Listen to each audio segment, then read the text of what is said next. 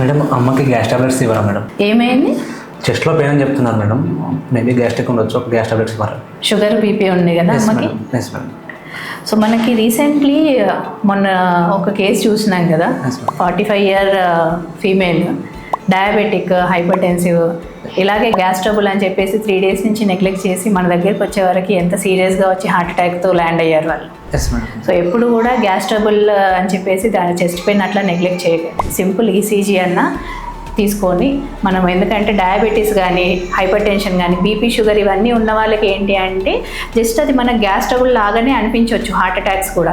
So ఎప్పుడైనా chest pain వస్తుంది అంటే దాన్ని సింపుల్గా గ్యాస్ పెయిన్ అని నెగ్లెక్ట్ చేయకండి. ఎస్పెషల్లీ మనకి ఇంట్లో ఆడవాళ్ళు, అమ్మలు చాలా వరకు ఎంత పెయిన్ ఉన్నా కూడా దాన్ని ఏం చేస్తారు అంటే దాన్ని నెగ్లెక్ట్ చేస్తారు. అది ఏదో సింపుల్ పెయిన్లే అన్నట్టుగా దాన్ని నెగ్లెక్ట్ చేస్తారు.